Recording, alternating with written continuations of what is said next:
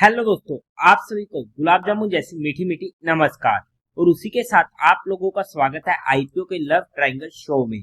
एक और SME company fresh आरा agro exports लेके आ रही है अपना जी आईपीओ, जहां पर हम आज इस रिव्यू वीडियो में इस कंपनी का पूरा कच्चा चिट्ठा खोलने वाले बेसिक्स लेके एडवांस तक। तो अभी से इस वीडियो को लाइक एंड चैनल को सब्सक्राइब कर दीजिएगा। अगर मैं स्टार्टिंग में ही इसमें अपने पर्सनल डिसीजन की बात करूं फॉर एजुकेशन पर्पज, तो आज के दिन मेरा इस आईपीओ में कोई भी फाइनल डिसीजन नहीं है।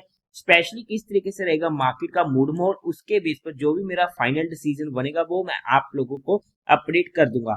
आज के दिन ना ही मैं इस आईपीओ को जज कर रहा हूँ ना ही ना कर रहा हूँ। तो एक ओके ओके सा आईपीओ मुझे यहाँ पर देखने को मिल रहा है। बट फिर भी आप लोग एक बार इस वीडियो को देख लीजिएगा, समझ लीजिएगा, फिर अपने रिस्क रिवॉर्ड रेशियो और माइंडसेट के अकॉर्डिंग अपने फाइनेंशियल एडवाइजर से कंसल्ट करके कोई फाइनल एक्शन बनाइएगा। उसी के साथ साथ आप लोगों को म्यूचुअल फंड में या इंश्योरेंस सेगमेंट में किसी भी तरीके कोई भी हेल्पलाइन की जरूरत है, या आप लोग चाहते हो कि being a mutual fund distributor हम आपका पैसा मैनेज करने में आपकी हेल्प करें, चाहे वो SIP हो, STP हो, SWP हो, बूस्टर STP हो या लमसम अमाउंट हो, तो आपको डिस्क्रिप्शन में मेरा फोन नंबर मिल जाएगा, आप मुझसे कांटेक्ट कर सकते हैं। अब अगर हम कंपनी की बेसिक डिटेल की बात करते हैं तो ये कंपनी इस्टेब्लिश हुई थी 2015 में और पहले जानी जाती थी फ्रेशाला पिकल्स एक्सपोर्ट्स के नाम से। और काम की बात करते हैं तो ये प्रोक्योर करती है, प्रोसेस करती है एंड एक्सपोर्ट करती है preserve gherkin and other pickle goods from India to various countries across the world. Normally अगर हम सिंपल सी लैंग्वेज में समझने की कोशिश करें कंपनी के काम, तो ये कंपनी जो हम खाने के साथ अचार वगैरह खाते हैं उन प्रोडक्ट्स को ये एक्सपोर्ट करती है। ये कंपनी का काम होने वाला है, जहां पर ये कॉन्ट्रैक्ट फार्मिंग प्रोग्राम के अंडर कंपनी एक्सपोर्ट करती है रॉ मटेरियल्स जो प्रोड्यूस किए जाता है by local farmers in Tamil Nadu, Karnataka and some part of Andhra Pradesh, जिनमें से 70% ऑफ प्रोडक्ट्स को is not ready to eat and supply direct किया जाता है फैक्ट्रीज में for further processing and conversion into finished product. और बाकी रिमेनिंग 30% प्रोडक्ट को सप्लाई कर दिया जाता है to food brokers and traders in the international market. Company के प्रोडक्ट पोर्टफोलियो की बात करते हैं तो उनमें आ जाता है gherkin, baby corn, jalapenos and other pickle vegetable. काम वाइज बात करते हैं, काम अच्छा है, सेगमेंट अच्छा होने वाला है। एज ऑफ सितंबर 30, 2024 कंपनी के पास 135 एम्प्लॉयज होने वाले हैं। अब अगर हम कंपनी के कुछ इंटरनल रिस्क फैक्टर्स की बात करते हैं तो वहां पर कंपनी का जो मेजर रेवेन्यू जनरेट होता है वो उनके एक प्रोडक्ट गैरकिन के सेल पर होता है, जहां पर आप चेकआउट कर सकते हो ऑलमोस्ट 85% का 2022 में, 93% के करीब का 2023 में एंड 91% के करीब का 2024 में देखने को मिल रहा है। और ऐसे में अगर इस प्रोडक्ट में किसी भी तरह की कमी आती है, कोई भी दिक्कत आती है, तो वहां पर हमें इसका मेजर इफेक्ट कंपनी के ऊपर देखने को मिल सकता है। बाकी अदर प्रोडक्ट्स की आप बात करोगे तो वहां पर हमें कुछ खास मेजर रेवेन्यू जनरेट होते हुए देखने को नहीं मिल रहा है। कंपनी का मेजर रेवेन्यू जनरेट होता है एक्सपोर्ट के through majorly Russia, Spain, Iraq, चीन, इटली, फ्रांस, कनाडा, क्रोएशिया जैसी कंट्री से, जहां पर आप चेकआउट सकते हो 2024 में 95% के करीब का रेवेन्यू, 2023 में 89% के करीब का एंड 2022 में 93% के करीब का रेवेन्यू जनरेट होते हुए देखने को मिला है। और ऐसे में चाहे फॉरेन करेंसी एक्सचेंज में कोई रेट्स अप डाउन होते हैं या फिर फॉरेन में टैक्सेस वगैरह में कोई दिक्कत देखने को मिलती है, अप डाउन होती है, किसी भी तरीके की फॉरेन में रेगुलेशन चेंज होता है तो उसका इम्पैक्ट हमें कंपनी के ऊपर देखने को मिल सकता है। कंपनी एक सिग्निफिकेंट अमाउंट जनरेट होता है इनके टॉप 10 कस्टमर से, अराउंड 42% के करीब का 2024 एंड 2023 में एंड 53% के करीब का 2022 में। ऐसे में कोई भी इनका मेजर कस्टमर लॉस होता है या उनकी तरफ से ऑर्डर्स कम आते हैं तो फिर से हमें कंपनी के ऊपर इसका इम्पैक्ट देखने को मिल सकता है। तो ये कुछ इंपॉर्टेंट रिस्क फैक्टर थे जो हमने स्टडी करने की कोशिश करी है। बाकी आप इनके इंटरनल रिस्क फैक्टर को इनके DRHP में स्टडी कर सकते हैं।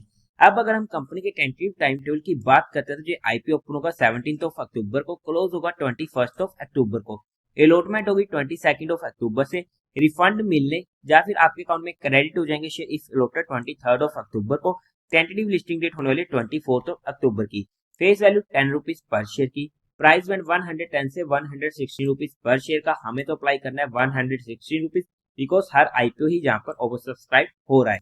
लोड साइज 1200 शेयर का, टोटल इशू साइज है 75.39 करोड़ का जो पूरा का पूरा होने वाला है फ्रेश इशू। एनएससी के एसएमई पोर्टल पर ये आईपीओ लिस्ट होने वाला है। कोटा की बात करते हैं तो क्वालिफाइड का 50% का, रिटेल में 35% का, एचएनई में 15% का होने वाला है।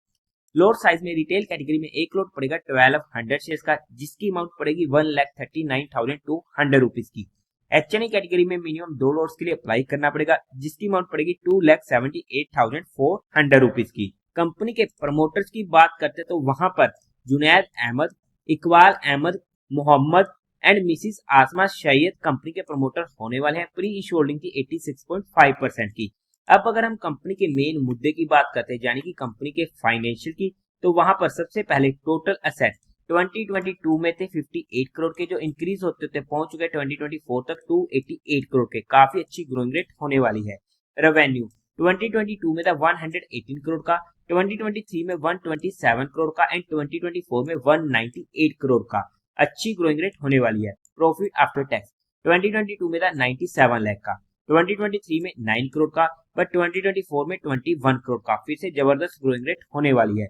नेटवर्थ 38 करोड़ की, रिजर्व एंड सरप्लस में 21 करोड़ का एंड टोटल बोरिंग कंपनी के पास 106 करोड़ की होने वाली है। ओवरऑल में अगर हम फाइनेंशियली बात करते हैं तो काफी अच्छे फाइनेंशियल हमें यहाँ पर देखने को मिल रहे हैं। बट 2023 से 2024 में रेवेन्यू तो इंक्रीज होता है 56% के करीब से, बट वहां पर प्रॉफिट इंक्रीज होता है 140% के करीब से, जिसकी वजह से हमारे मन में शंकाएं आ जाती है, क्या ये फिगर्स रियल में होने वाले हैं? जो कंपनी ने जस्ट आईपीओ लाने से पहले वहां पर कुछ हेर फेर किया है, बट फिगर वाइज अच्छे फाइनेंशियल हमें देखने को मिल रहे हैं। अब अगर हम बात करते हैं कंपनी के ऑब्जेक्टिव की, क्यों आ रहा है जी आईपीओ, तो इनको कैपिटल एक्सपेंडिचर की रिक्वायरमेंट है, फंडिंग चाहिए वर्किंग कैपिटल रिक्वायरमेंट के लिए, general corporate purpose and issue expense को मीट आउट करना। अगर हम कंपनी को फंडामेंटली चेकआउट करते हैं तो मार्केट कैपिटलाइजेशन है 272 करोड़ की, आरओई 12% का ओके है, डेट टू इक्विटी रेशियो 2.77 का काफी ज्यादा होने वाला है, जो हमारे एक मेजर कंसर्न बना हुआ है इस आईपीओ का। रिटर्न ऑन नेटवर्थ 29% का अच्छा है, प्राइस टू बुक वैल्यू 7 की, प्रॉफिट आफ्टर टैक्स मार्जिन 10% के करीब का अच्छा है, ईपीएस प्री आईपीओ 12.84 की, पोस्ट आईपीओ 9.68 की, ओके है, पीई प्री आईपीओ 9 की, पोस्ट आईपीओ 11.98 की। ओवरऑल में फंडामेंटली बात करते हैं तो ओके के फंडामेंटल हम यहाँ पर कंपनी के बोल सकते हैं। अब अगर हम कंपनी के जीएमपी की बात करते हैं तो वहां पर आज के टाइम पर 18% के करीब का हमें देखने को मिल रहा है। वैल्यूएशन वाइज बात करते हैं according to 2024 financial year data, तो उसके बेस पर ना ही ये आईपीओ सस्ता रहा है ना ही महंगा रहा है, फुली प्राइस होने वाला है। बट हमने यहाँ पर कंपनी को सिर्फ education and learning perspective study किया है, किसी भी तरीके कोई भी इन्वेस्टमेंट टिप या एडवाइस नहीं है। फिर भी आप लोगों को कोई भी काम करना हो या कोई भी एक्शन लेना हो तो एक बार अपने फाइनेंशियल एडवाइजर से कंसल्ट करके लीजिएगा। तो देवी और सज्जनों, उम्मीद है आप लोगों को ये वीडियो अच्छी लगी होगी, तो इस वीडियो को लाइक कीजिएगा, शेयर कीजिएगा और साथ ही साथ चैनल को सब्सक्राइब करें। हर हर महादेव।